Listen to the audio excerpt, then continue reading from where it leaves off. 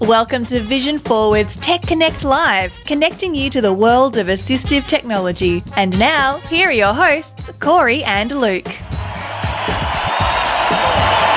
Hello everybody and welcome to Tech Connect Live, your favourite assistive technology show that's broadcast every other Thursday at 11 from Vision Forward. Central. Central. Did you do that all without a breath? I think I might have done, yeah. Pretty impressive. I think I need to go and recover for the rest of the show. Hope just everybody, from the intro? Yeah. Hope everybody is having a lovely pre-Halloween day today. Oh, it's so close. I know, it's almost that time of year, which is one of my personal favourites because I like horror movies and horror media in general. Corey, how do you feel about horror? I am also a fan. Excellent. Yeah, I'm definitely a fan too. You know, all those scary movies. One of the things I realized not too long ago, I was watching a scary movie with audio description. So obviously audio description is pretty important, especially in a scary movie. Oh, yeah. But the problem is that they typically describe the jump scare before them, and a scary man jumps out, and then boom. And then it goes, yeah, exactly. And you're like, oh, that defeats the purpose of what that jump scare was. Well, I know that you enjoy horror books. You are currently reading a Stephen King book. I'm also reading the same Stephen King book, strangely. So yes, we definitely enjoy horror around here. How do our audience feel about horror? If you would like to tell us, then you can participate in the chat by participating in the chat. Go to the chat and typing whatever thoughts you have about anything. Put a boo. If you like it. If you want to try and wait, no, that makes no sense. Well, like a ghost boo. Okay, fair enough. Ghost boo if you like it, and if you don't like it, put I don't like it. Just so we're very clear here. Do remember as well, the chat's kind of weird with Zoom. By default, I think it will only send to hosts and panelists, and that means that the other audience members won't get to see your comments. So if you do want other people to see your comments, do make sure to change the drop-down box, the combo box, to everyone. And I will also try to remember to do the same. We are joined here today by Jonathan, our producer behind the scenes. Jonathan, how do you feel about horror media? Well, you know, it's really scary. People on YouTube can't hear us.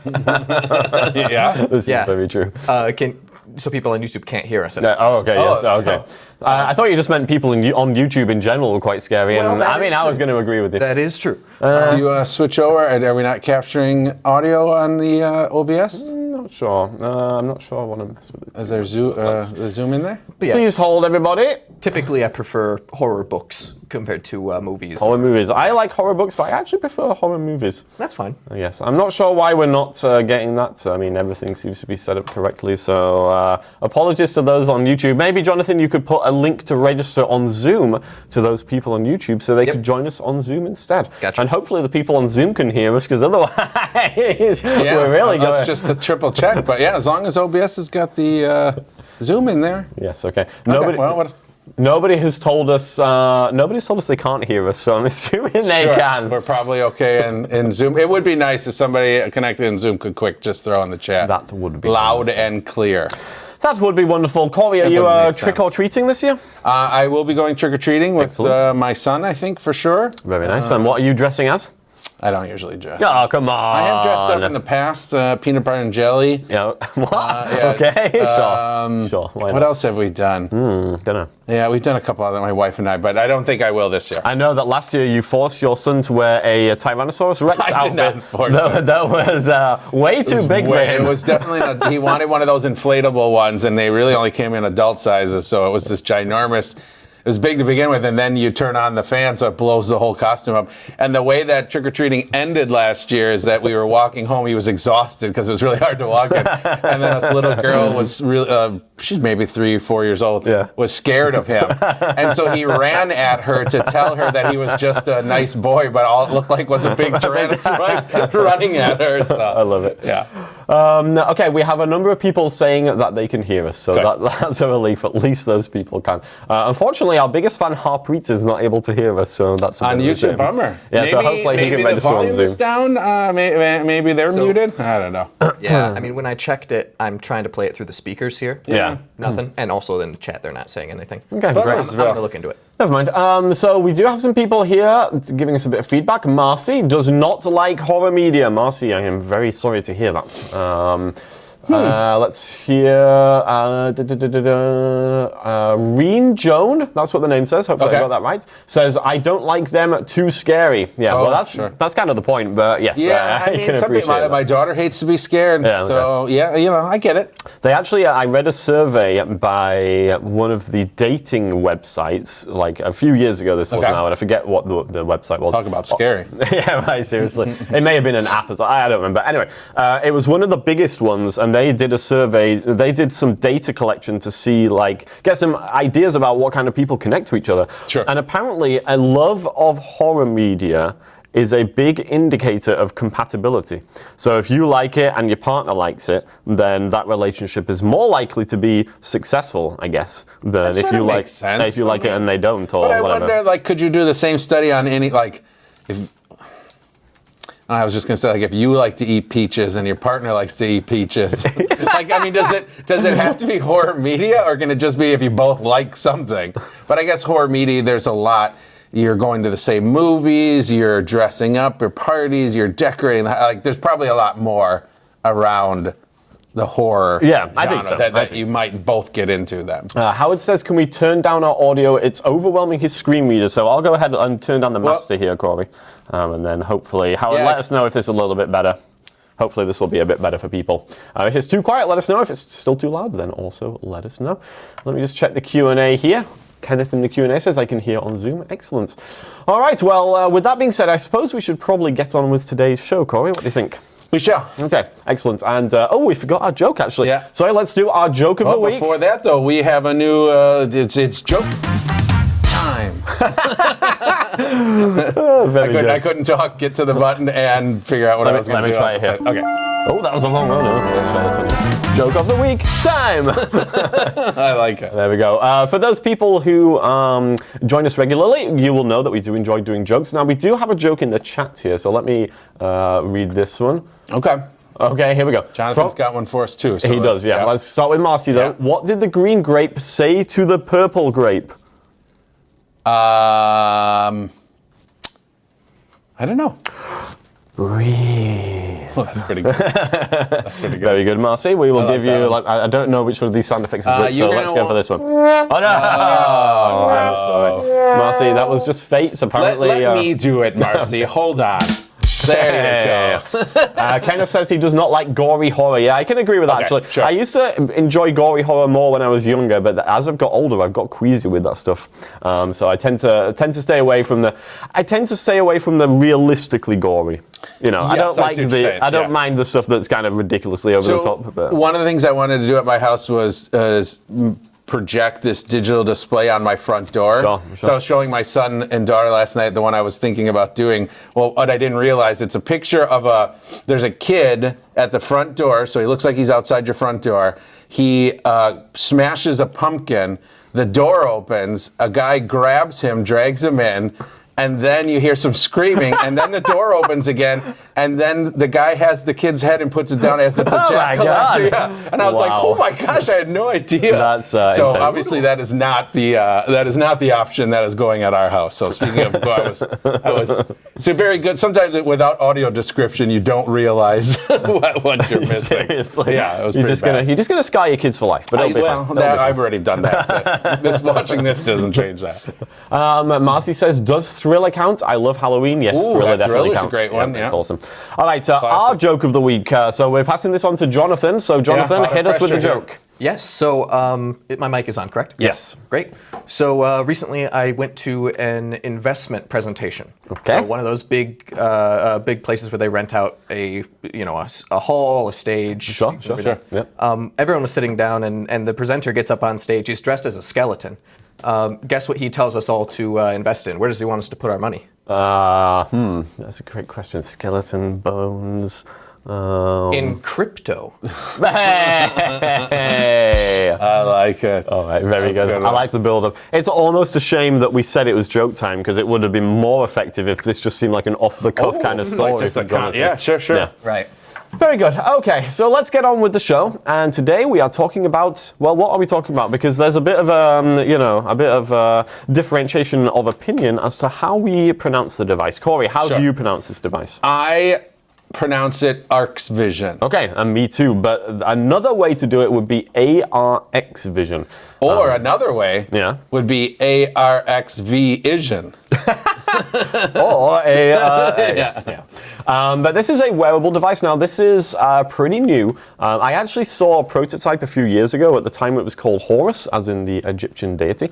And that was coming out of Italy. But now I believe that production has shifted to England. I think I'm right in saying that. Okay. And this is a wearable kind of smart assistant, I'm going to say, is one way to put it. It's similar to the Orcam, if people are familiar with the Orcam. It's a similar concept whereby they are using artificial intelligence to provide a number of features that they believe will be beneficial to people with vision loss. Yeah. Now, this could be used by a person who is blind or a person with low vision. The design concept is a headphone, bone conduction headphone style design. So for those not familiar with the bone conduction, the idea with that style of headphone is it does not cover the ears. It actually sits on the jawbone and conducts sound through vibration. Weird concept, but it does work. So you hear it as you would normally hear something that was over the head. However, it's not covering your ears. So the reason that they went for that design is so that you can have the open ears as you are walking around and doing things, and that way you can still kind of navigate safely and so on and so forth. And we'll talk about how well we think that particular design works. Corey's wearing the headset right now. In terms of the physical makeup, the camera and sensors are located on the right side. There is a kind of rectangular plastic area that houses those, as well as 3 buttons, which are different shapes. So we have a triangular button toward the front there, a circular button in the middle, and a square button closest to the ear to the back there. And so those buttons are going to control all the different functions of the headset. Pretty simple to operate, which is one of the things I do like about it. You can't really go wrong with the buttons because they're easy to distinguish and tactile. Yep. I will say though, sorry, I got distracted because it just made me laugh here. In the chat, he said turning down the volume helped a little, but he had to go into the mixer settings and turn down in the volume on his PC to 25, and then he followed up with, "We must be the loudest thing on the net." Howard, you know us. That's that's no surprise. I'll tell you what, I'll crank us down just a little bit more here. Yes, just let us know if you can't hear us. Okay, so anyway, as I was saying there, the buttons are easy to locate, but they do feel to me a little on the cheap side. I don't know about you, Corey. The buttons themselves? Yeah, just like when you press them, they have a bit of kind of movement to them that, I don't know, it just feels a little cheap to me. I kind of know. I mean, I get what you're saying. Yeah, it's not a big deal at all, but just it doesn't feel exactly like a premium product. And I would say the plastic is kind of the same, like the housing as well. To me, it doesn't feel exactly like your top tier premium products. Although that being said, we are talking about a device which is significantly cheaper than some other devices on the market here. So the retail for this particular device is $12.99, which compared to something like the Orcam is significantly cheaper. Now, I don't think, in terms of the technical, what's the right word here?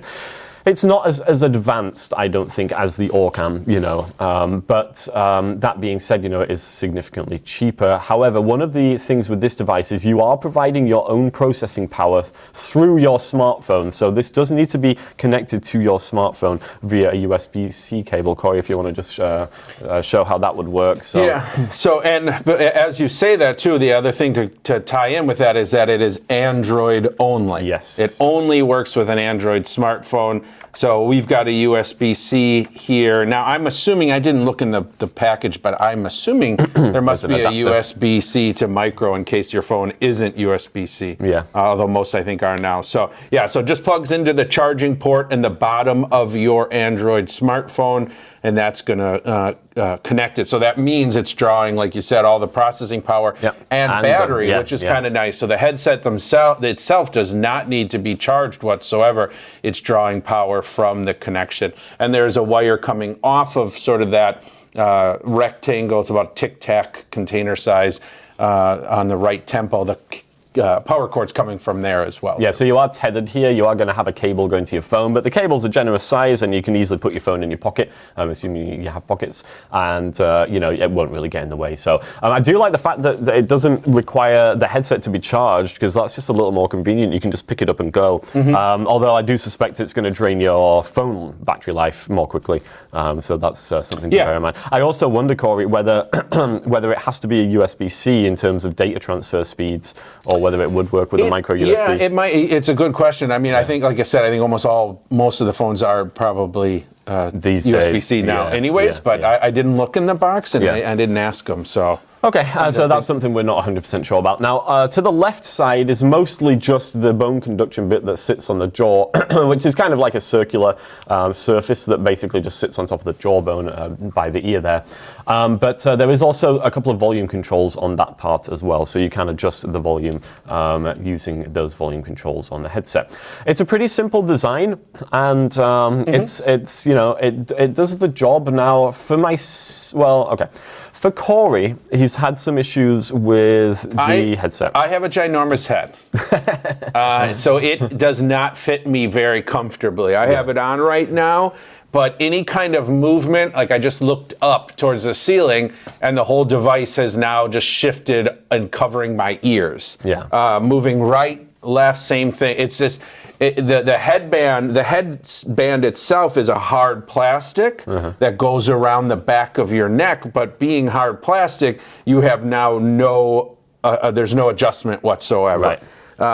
So it's kind of a one size fits all, but one side doesn't fit all well. I mean, I can wear it, but any kind of movement, and one of the upsides to this device that we hadn't yet mentioned is the future ability to use Aira or Be My Eyes, and so now you're really going to be using it more hands-free, moving around, and so that's one thing I'm not a huge fan of, is just how it fits.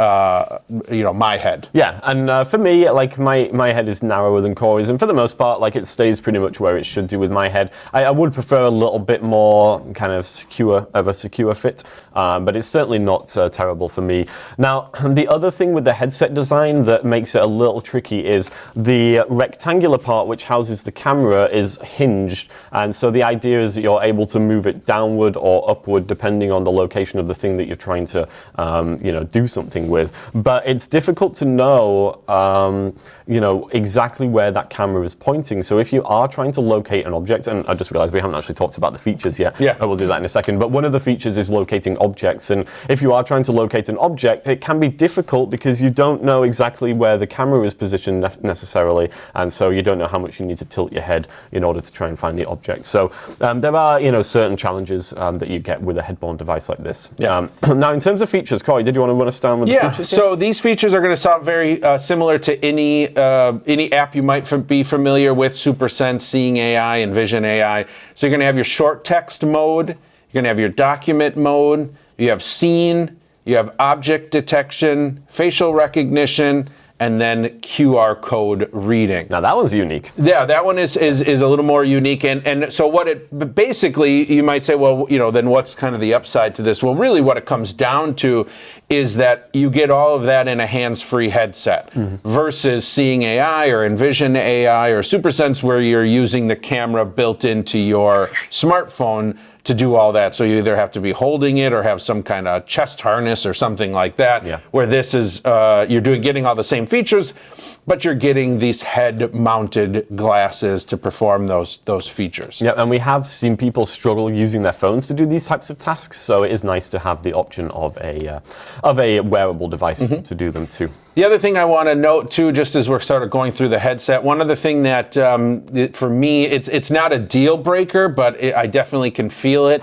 On the right temple, that rectangle, that's the camera, that gets pretty warm. Yeah. Not like unbearably warm, but you definitely feel it. And when you take it off after using it for a bit, you can feel the heat and you can feel it on your face. So just something else to be aware of too, that there is a little bit of heat that's generated from that device. Yeah. And the developer is aware of that, and they are working to reduce the heat output. So and the thing with these devices these days is, everything can be updated.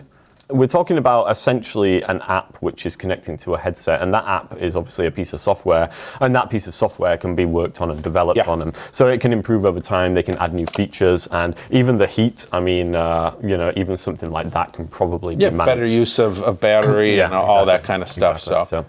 All right, so are we ready to do some demonstrations? We are probably ready to do demonstrations. As usual, if anybody has any questions or comments, then you can put those in the chat, and we will try to answer them as we go along here. One thing I would just like to say here as well, it seemed to me like the developer, or at least the one that we spoke to, recommended the Pixel 6 as the best phone to use with this device, and you told me that the Pixel 7 is out now. Yeah. So I think he really is recommending top-tier devices. Pixel 7, the Galaxy line, both I think mostly from a data throughput.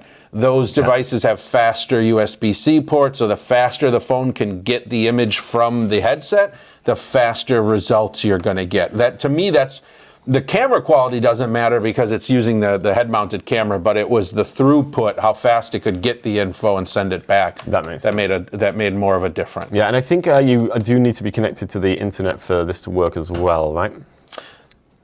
Yes. So you will need an internet connection. I mean, most people with smartphones do have those. So. And I think they are working. There's an experiment mode that gives you some more experience, and I believe some of that was on device, trying to get as much as they could processing on the device, so they could speed that process up too. All right, so we have given a very lengthy intro here, but now we've finished discussing the device. It's time to put it to the test, and Corey is going to be our test subject here. So one thing I wanted to mention too is that because it's bone conduction, for those that have used bone conduction, it can be good. I love to have the ears free, but man, it cannot be super easy to hear. Sometimes you really got to crank it up. One thing that the ARxVision will allow you to do, though, is to switch the audio. Instead of coming through the headset, it can come, through the headset, it can come through the handset, the phone itself. Yeah. So that's how we'll have it, so it's a little bit easier to hear. Now, it should launch the app, but I don't think it is doing. Let's go ahead and do this. Yeah, I have talkback tape. Oh, it's very scary. Okay. So we're currently in an idle mode. So that just means right now that the camera's off and nothing's going on. Quick little breakdown on how to use the device, the 3 buttons. There is a help mode where we can go in and press each button and it'll tell us what it does. Basically, the triangle button, or the one farthest away from our ear, is going to switch through our different scenes. The middle button, the round button, can be held down to give voice commands to switch scenes instead of hitting the button if we prefer. And then the square button, if we press and hold that, it's going to take us always back to this idle mode, basically turning the camera off. Yep. So what do you think? Should we start with short text? Yeah, so we're going to start with short text. For those not familiar with short text, the idea is that the camera you will point the camera toward any text and it will just read whatever it can see. So this isn't really designed for reading full 8.5 by 11 documents. It's more just for reading small amounts of text. And Corey, you have a business card here. I have a business card here, so I'm going to just keep the handset on the table. Once it starts talking, though, if someone could just throw in the chat really quick if you're able to hear the phone. If not, I can bring it up a little closer to my mic or turn it up. So first thing, though, I need to do is hit the triangle button and get into our short text mode. Scene detection. Document scan. So each press. Short text. There we go. Now you're going to hear the noise. That's telling us the camera's live. I'm going to hold up my business card and look at it because the camera should be pointing at basically what I'm looking at. PAMIO goes IA. Oh, that's very good. Not any good useful information. Now I'm going to try turning it upside. Maybe it was upside down. Okay. Let's try. I don't think it matters. Vision forward. Ooh. Vision forward. Okay, got a little more. Vision forward. Vision forward. Cat and Corey Ballard. CATIS. Okay. Corey Ballard Caddis. Okay, but I need a little. Ion forward. Maybe hold a little higher. Yeah, maybe. Vision Forward Association. Corey Ballard. There it goes. CATIS Director of Technology. PH 414-615-0124. ChallardDivisionForward.org. Challard. Yeah, so that was a good. Okay, now I'm going to press and hold the square button closest to my ear. Let's go back into idle. So that's a good example.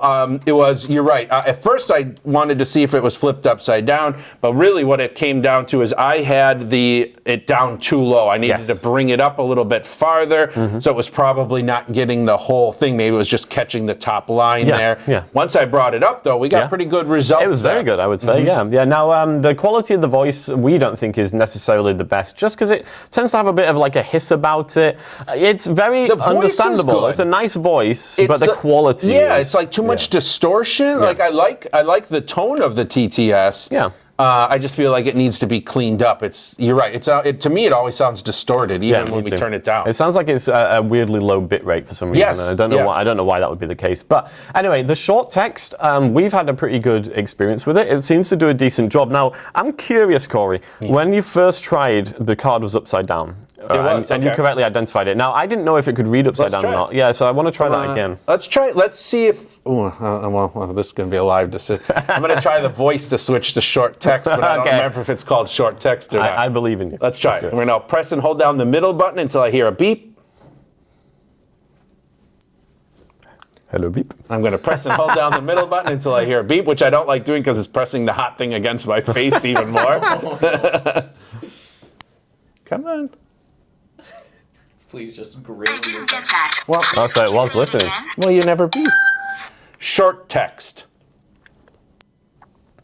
Short text. Hey! Okay, good. Switch modes via voice. All right, now we're upside down, holding it up higher. SVGPRGIP Mualoja. I don't think it can read upside down.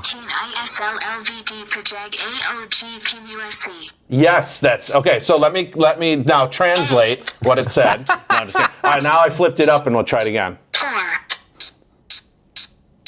6. VSO forward. A little bit Let me bring better. it closer. Closer. Bond forward. Yeah. BLITY Vision forward. Corey Ballard. There we go. CATIS. So it definitely appears. I'm going to hold down square. Let's get Idle. it. Definitely looks like it does not work upside down. Kind of weird in this day and age. Yeah, but then again, the Orcam doesn't either. Yeah, So- it must. I think maybe when it's doing live like that, it just can't. Maybe. Yeah, good point. Yeah.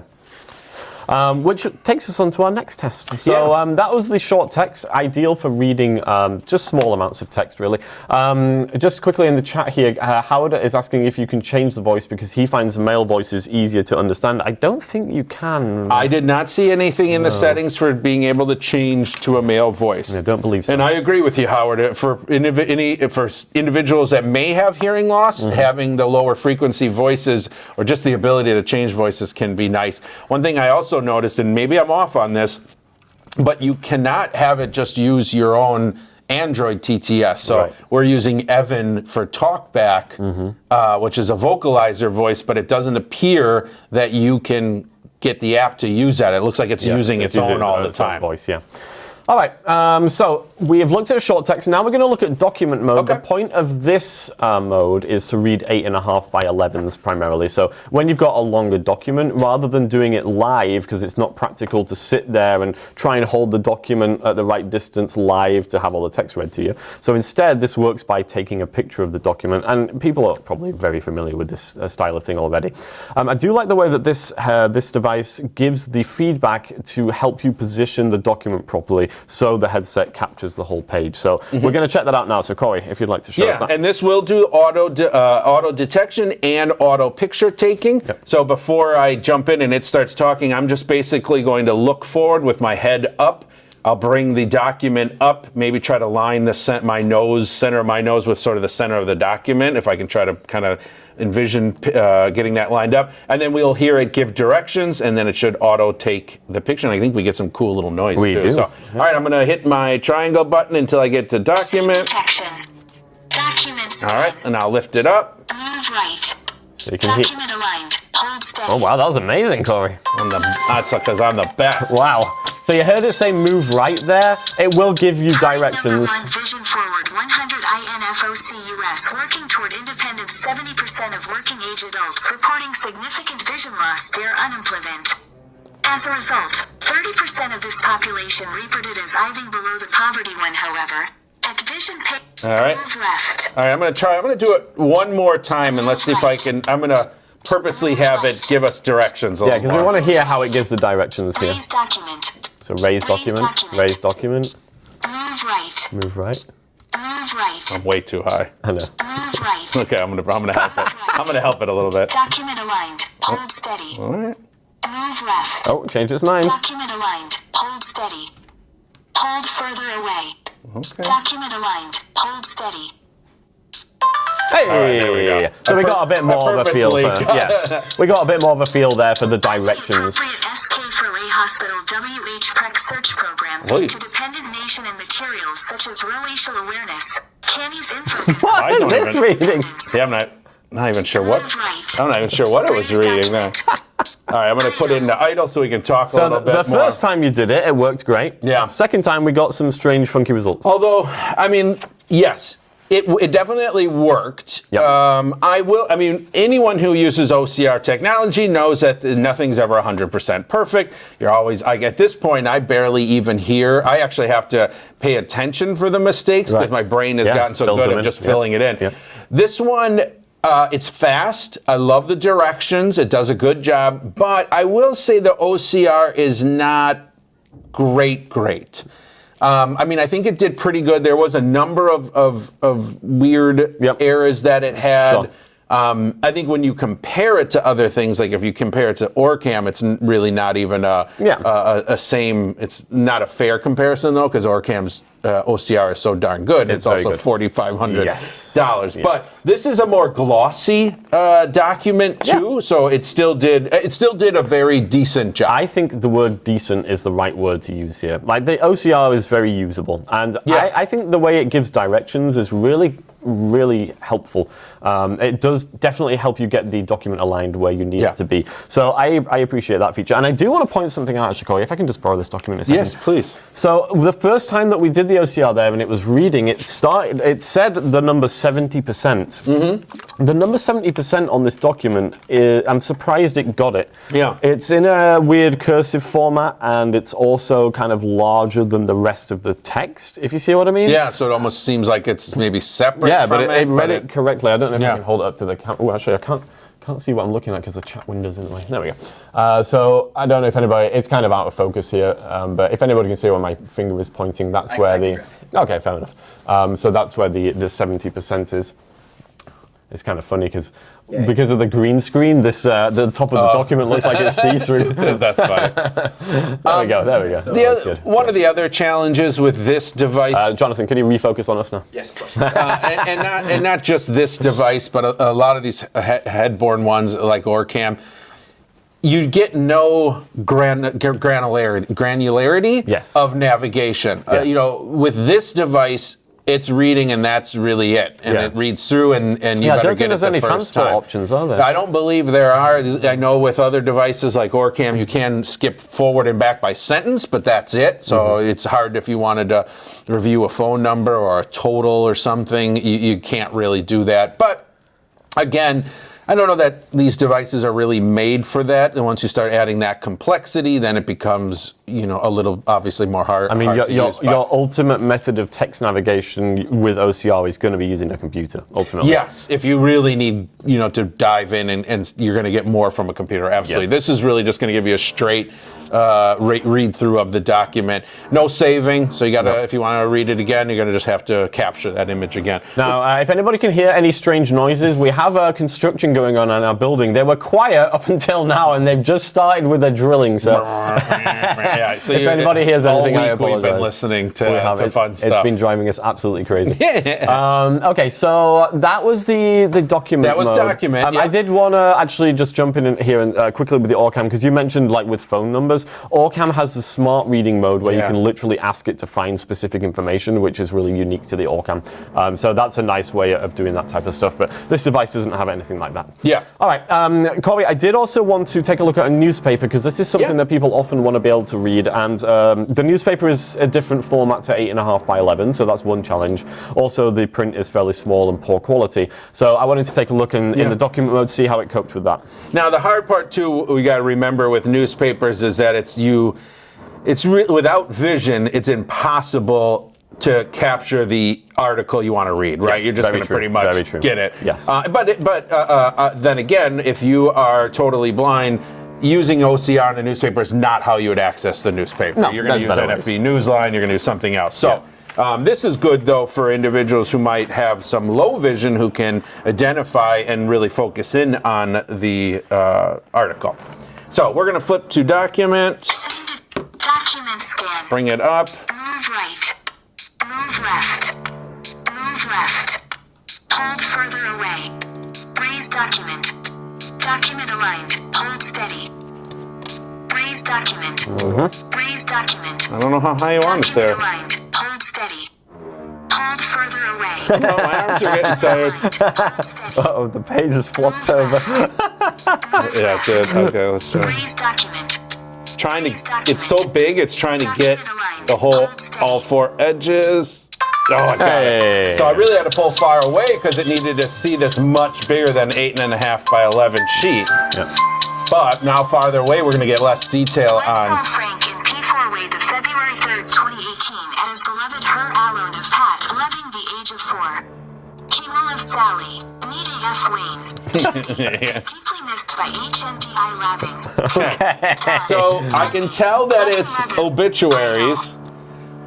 The problem is, I don't know who passed away. I think I got a Sally. I don't know if Sally passed away or if she was still loving. she was Last time we did this, it said the alleged son of someone. I think it's supposed to have been beloved instead of alleged, which is a very different article. That was a good mistake.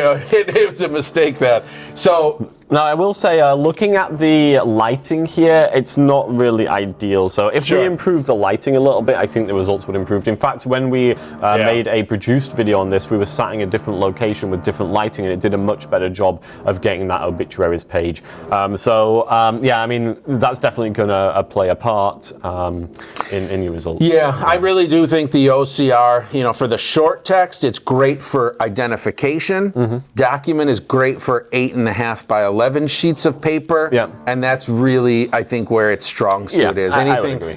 Short text is okay for like a product, trying to read the front of a box or something too. It'll do okay. Yeah. Round cylinders, it did okay. It was a little harder, though, obviously, to find where text was. But again, if you're looking to read your mail or read a document and you need accuracy, I think I'm going to probably go computer every time. I think that's fair enough.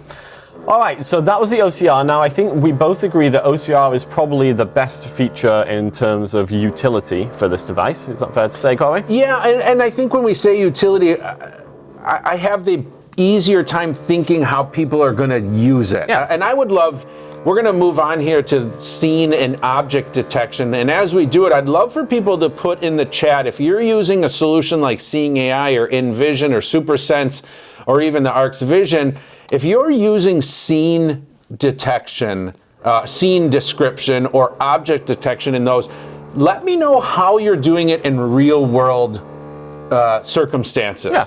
Because that's where I struggle. Yeah. The scene detection will show in just a minute. It's going to say you walk in, it says an office with tables and chairs. Well, I kind of knew that anyways. Yeah. Like, how often do you walk into a room where you're like, I have no idea where I am and what's in here? So it's getting that usable information. But again, please put it in the chat, because just because I can't think of ways doesn't mean people haven't thought of awesome ways to be doing some of this object more so than scene. Yeah. But all right, so this is going to be a Tech Connect live first. We are going to, Corey is... Nothing could go wrong. Nothing could go wrong. Corey's going to stand up and walk into the room because we need to have him looking around the room about here. a couple feet. He's tethered with his microphone. Mic'd up here, so let's see if I can... let me switch to a different camera here. Stand up here. And hopefully we'll see Corey walk into frame. And I can come around. Again, apologies if you can hear a little bit. The drilling. All right, so now I'm looking into our tech room here. It's very clean. There's not stuff everywhere. All right, here, we're gonna try and just as if I kind of came into a room, I'm gonna switch to scene mode. I'm just gonna look forward and it should give us some kind of information here. Scene detection. Okay. An office with a large screen. Okay. Okay. I'm gonna turn my head just a little bit. An office with a computer and a desk. Oh, that's very useful. Okay. Now maybe I'll look over this way. I might see Jonathan on the camera. A desk and a large screen with text saying they. Saying they. Saying they. So sometimes if it will see text, it'll try to read it. I'm going to A try. room with a desk and computers with text saying technology possibility H. That's not bad. no, So they're that's up good. on our wall. It says technology creates possibility. So it A missed. room with a window and a desk. Okay. So I'm going to stop it here. Idle. So again, my point is that was information, but is it useful information, right? I mean, what did it give me that I didn't already know even if this room was unfamiliar? How often do you come into a room that's completely unfamiliar? You don't even know why you're there and why you're walking in. Usually you're going to have some kind of information. So what did I gather? Really, probably the only thing I gathered that I may not have known prior was that there was text up on a wall that it saw. Other than that, I could have assumed that there was tables and chairs and things like that. Corey, do me a favor. Yeah. Go back to scene mode and look toward me, because I think if it recognizes a person, it will tell you that they're in scene mode, right? Yeah, I think Okay. so. Oh, it's really weird to hear you in my headphone, but not hear you Next to you. with my ears, so that it's like, where are you? Okay, let me switch to scene mode here. Scene detection. Okay, so I think I'm looking at you. A person in a room. You just called me a person. Luke Scriven. Hey! I got it. So that was interesting. Let me do it one more and bring it a little closer to the mic, maybe. A person playing a video game. Huh?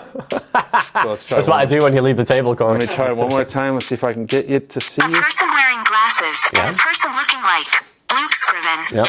Perfect. So in this case, what happened was, Idle. because we had used the facial recognition feature, I guess I can come sit down, or do we need? Well, you're going to have to stay out there for objects. So, Oh, yeah, good call. yeah. So what we had done in the past was we used facial recognition and we programmed it to for Luke's face. So now when I was in scene and looked over at him, it was able to first identify there was a person, but then it also said it looked like Luke Scriven. So that's pretty cool too. Yeah, I like that. One thing you'll see, we're releasing a video on this device next week, Thursday, and one of the things you'll see is I use object detection to find a chair, and Luke's actually in the chair, and it says a chair, somebody sitting in a chair looks like Luke Scriven. So that part was kind of cool. Now, behind the scenes, that took us about 8 tries to get that to work. So it has the capability. It's just getting it to do it each time. Yeah, like I think if this feature was a bit more robust, then it definitely could give you some useful, what I'm going to call actionable information, Yeah. i.e. information you can do something with. But at the moment, it's a little bit touch and go, and so it's not necessarily super helpful for most people, I don't think. Corey, next feature is going to be object detection, yeah, and with this mode, we can choose between different objects specifically that we're trying to locate. So in the scene mode, it's just going to tell you about anything. In the object mode, you can tell it, I'm looking for a chair, I'm looking for a desk, I'm looking for a computer, whatever it might be, and it will try and guide you to that specific object. So Corey, I think we're going to do chair, if you Yeah, don't mind. sure. What I think I'll do real fast is, just because we got time, let me go through each of the things it can Sure. identify. Good idea. And then we'll come back to chair, because that's where it sort of defaults. Yeah. So triangle button until we get to scene, and then once we're in scene, we're going to hit our round button to switch through the different not scene, object. Mm-hmm. Then we'll use our round button in the middle to switch through the different objects it's detecting. When it detects something, we're going to hear that tick, tick, tick noise. When it actually detects what we're looking for, we'll hear a beep, just so we know that it sees it. Scene detection.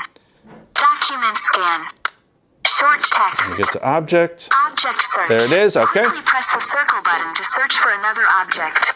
Looking for chair. So chair, I'll hit the round button. Looking for couch. Couch, Looking for table. table, Looking for book. book, Looking for phone. phone, Looking for laptop. laptop, Looking for mouse. mouse, and that's a computer mouse, Looking for handbag. handbag, Looking for suitcase. suitcase, Looking for backpack. backpack, Looking for person. person, Looking for car. car, Looking for toilet. toilet, Looking for sink. sink. Yeah, Remote. you have to go. Yeah, remote. For chair. And back to chair. So now we're in chair mode. So now I'm going to just slowly scan around the room, and if we can get a chair, it's going to beep. Now, we've had mixed results, because I think it depends on the chair. And okay, so I'm going to turn. I know there's chairs that it probably is seeing. There's a chair, okay. Oh, so to people who can't hear anything here, the device is beeping, but it only comes through the headset here. Oh, is it not beeping out? No, okay. it's only through the headset. But so it's just doing a beep, beep. Right, that lets you know that there is something there. So there it goes. You also know the beeping is going to come because the tick-tick noise stops, so it sees a chair. I'll just turn again. So there it sees a chair. There's you can another hear that, chair. There's beeping noise. I'll keep looking this way.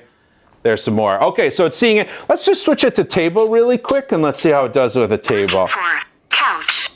Looking for table. All right, so now I'll do table. So we hear our tick-tick noise, even though I'm looking at a table right now, because I know there's one in front of me. Oh, there it goes. That now might be it's the a conference table, I think. Yeah. So it does see a table. Now, doesn't give us much on distance right now. But I do believe the developer said they're working on using LiDAR. Well, not using LiDAR. The headset itself has 2 cameras in it, and so because of that, they can then use that to calculate distance. Yeah, which would then become pretty useful. Yes, knowing about how far away it is. Yeah. Corey, would you care to come and sit down again? Would love to.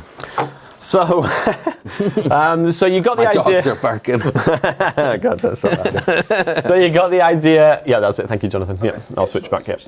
There we go. So you got the idea there of how the object mode works, and it can be beneficial in helping us to identify where an object may be. As Corey said, it doesn't currently tell us distance. So. That would add a lot more functionality to that. Yeah, and the developers were really, the developer we spoke to was really, or the representative, I'm not sure he's a developer, but he was super open and really kind of, you know, as I mentioned before we started this scene in Object, I really was talking about real life. You know, one of the things that one of the things that is the facial recognition part, right? You walk into a room, you look, you wait for it to say someone's name, where you could just walk in and say, Luke, are you in here? Yep, okay. You know, so it's like, where is that real life experience where you could just do things in a different way? And he was real open to that and sort of understood and had very similar thoughts about we need real information. I keep coming back to actionable information. Mm-hmm. If it beeps because it sees a chair, that's good, but I want to know 2 things. How far away is the chair? And is there anyone in the chair? Yes. Because what good is there knowing a chair there if somebody is not, if we don't know if somebody's in it or not? Now, obviously there are many other techniques with your cane and your voice and your hand to figure out if someone's there.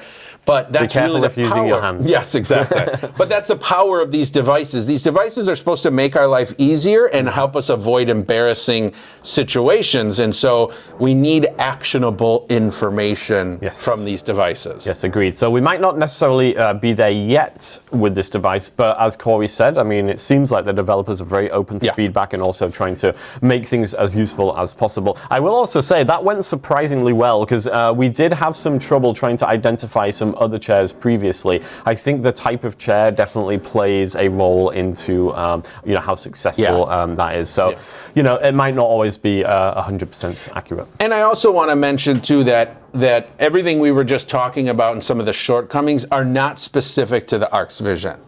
Right, when you know the AI, the actionable, that's more shortcomings of just AI technology in general. So I do want to make that clear that it's not something specific with this device. And as you mentioned, you know, this headset, yes, it's hardware, but all it is a camera.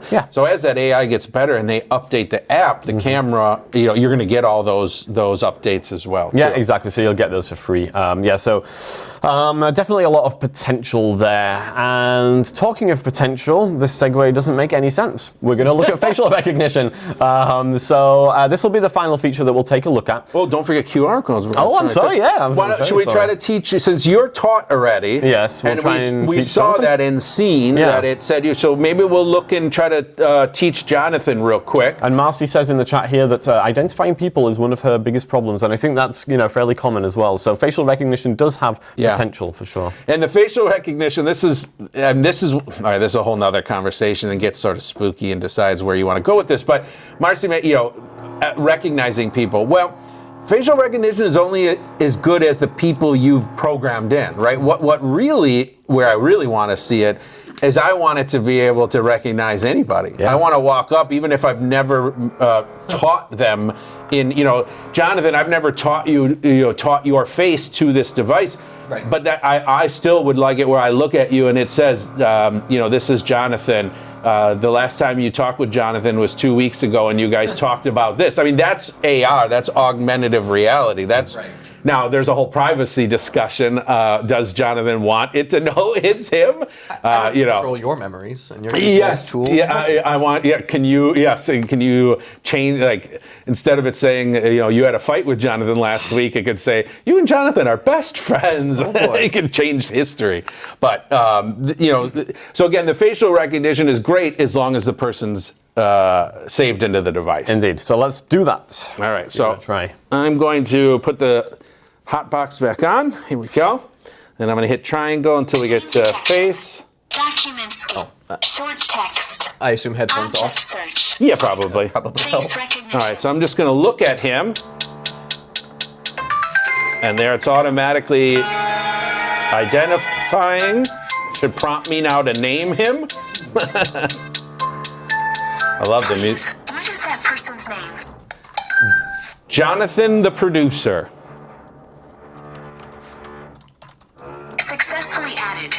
Jonathan, the producer, to your faces collection. All right, now I'm going to look away from Jonathan, and now I'm going to look back at him, and let's see how it does. Nope. Sees him. It's a lot of noise for that. I know. I love the music. Face match. This looks like Jonathan, the producer. Hey. So it worked great. It really does. The facial recognition does a pretty good job. Incredibly well. It does, except Uh-oh. it is so slow. Seriously, I could have just said Jonathan. I could have just said, who is that in front of me? I mean, the tick, tick, tick, tick gets the picture, then we hear music, then it's like the music, matching, and then finally it took the match. By that time, Jonathan walked away. He's not even there anymore. So that's part of, again, for me, is the real life. Where are you going to use that real life? Get someone to sit still. Does it get faster? No, it doesn't. It doesn't. No, I mean and it's not going to be faster with a better phone because we're at a Pixel 6, which the 7's not going to be much different. It's just because of, I think, the process of it, grabbing it, sending it up to the internet, doing the match, then pushing back down. In order for that to be, in order for facial recognition to be very useful, it needs to be almost instantaneous. Yes. And we're just not there yet. No, but I will say though, okay, so you were 15 feet away from Jonathan, I would estimate. Easily. And it still managed to save his face and then be able to use that to identify him. That's pretty darn good. That's pretty darn good. It didn't need a lot of data. How long do you think it took to actually Yeah, it wasn't a lot of pictures it was taking. No, we don't know how many pictures it takes, obviously. True. What I'd be curious, put your headphones back on this time. Yes, let's see now if we've changed Jonathan's look a little bit with some headphones. Right. Or I take off my glasses. Yeah, let's see if it can actually now find him again, or is it real? Some facial recognition is so kind of prescribed on what the original picture was. Object search. Face recognition. Oh, I went too far. Oh no. Come back around. Scene detection. It's like when you use the remote on the TV. Short text. Object search. Face Okay, so I'm going to look at Jonathan now. Oh, okay, sees a person, but we'll get the match.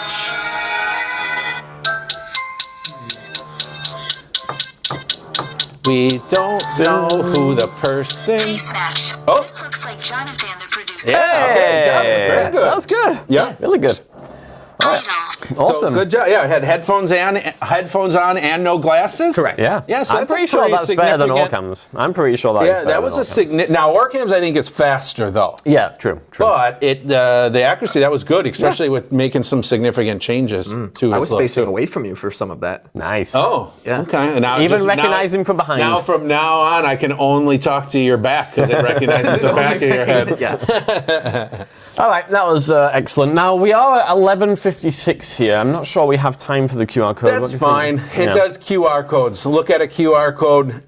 If it redirects to a web, if the QR code is a redirect to a browser, you press the center circle button, and that'll open up your default browser on your device for you to go to the website. Yeah, there you go. There you go. Enough said. Which, I mean, I think barcode scanning would have been more helpful, to be honest. Well, but, and Charles, the developer that we talked to, the reason they chose QR code is that his data is telling him that barcodes are being replaced with QR codes. So in the future, products will no longer have barcodes and they'll be QR codes. So I don't know if that's their thought, is just kind of future proofing. Yeah, that would make sense. All right, so that was the ARX or ARxVision, depending on how you pronounce it. Yeah. And like I say, it is available now. It is $12.99. And you do need your own Android smartphone. If you go to their website, ARX.vision, that's ARX.vision, maybe I should put that in the chat also, then you will be able to actually find a compatibility list for the Android phones that they support. And so if you are an Android user and you're interested in this device, I would 100% recommend checking that out first, because performance definitely is going to be related to the type of phone that you have. And you can also purchase the device from their website as well, if you are so inclined to do so. So wrap-up thoughts, Corey, how do you feel about the ARxVision? I think if you have an Android device, you struggle with using apps that use the camera, then the ARxVision is a great option for you. I do think when Be My Eyes and Ira is implemented, then it's really going to be, because those two services hands-free really open you up for way more travel activity and things like that. So that is my thoughts on the device. Yes. Jonathan, your thoughts on the ARxVision? It seems like a good way to grill your temple. So I don't think that it's ready. Okay. Got it. I would say it has potential. Yes. So here, you can feel, I was wearing it this whole time. I mean, in your opinion, how warm is that guy? It's perfect for those cold December days. Okay. Yeah. If you're outside, it's a nice little, you don't need ear warmers, you can just put that on. Except it's on your temple. A good point. Yeah. You're right. I'm inclined to agree with Corey and Jonathan. You know, a lot of these devices, they do release in, I don't want to say an unfinished state, but in a state which... Decent? Yeah, in a decent state, whereas they have the potential to get to an excellent state. And we have seen this before with the Orcam as well. You know, the initial offering is nowhere near as good as what is available now, and a lot of that was done through software updates. So I think at the moment, this is decent. It has some good features, and they work decently well. And I think with further development, it definitely could become indispensable to some people's toolkits. I think the construction guys are doing Morse code. Oh yeah, Help me. Help me. They're forcing me to drill. Are we sure these aren't ghosts? Cool, good call. Oh, it's Halloween. Yeah, this building is haunted. Yeah, I'm glad that we managed to get through the show today and not get too distracted by that drilling, because it could have been a disaster. I've been sitting in my office this week trying to do work, and it's been so hard. Thankfully, the people on YouTube don't have to worry, because they couldn't hear us anyway.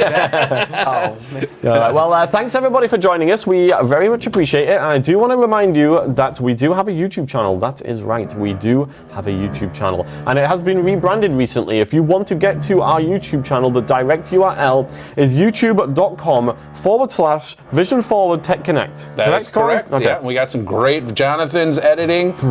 Fantabulous. It is. We had some great, last few videos have been wonderful. Yeah, so the last one we did was on whether you should update to iOS 16, which I believe we also did a live show on. We did. And the one that's coming up for release next, which should be next Thursday is scheduled, although it may release earlier. I'm not sure. I haven't checked with Jonathan yet. It's possible, yeah. But that one will be on the ARxVision. So actually it will be covering the kind of stuff that we did today, but in a snappier and more comedic format maybe. I was just going to, there's some, we have fun in them. They're worth watching. So do go to youtube.com/Vision Forward in Focus if you would like to see more content. And in 2 weeks' time, we will be back with this show, and we will be talking about something with somebody. We will be covering Thanksgiving cooking tips with Rose Visser, our occupational therapist, who's also a certified low vision therapist. Yeah, so I guess we'll probably be setting up in the kitchen for that one. We need to figure that out. That or we bring the kitchen in here. That's the Maybe other green option. screen a kitchen and there's turkey behind us. We'll figure it out. And then following that, the 2 weeks after that, I think that might be the final show of... Oh, no, it'll be a break. That's yeah, right. Thanksgiving break, and 2 then weeks we'll have after one in that, December. final show of the year with Sam talking about a wrap-up. Sam from The Blind Life. Yeah, so we're almost at the end of the year, and then we'll have an exciting new schedule. And if you do want to check the schedule and things like that, you can go to vision-forward.org/TechConnect to see the upcoming schedule and also other resources and things like that. You got it. That's enough of us talking for today. Thank you, everybody, for joining us. We hope to see you in 2 weeks' time, and have a great Halloween. Bye, all.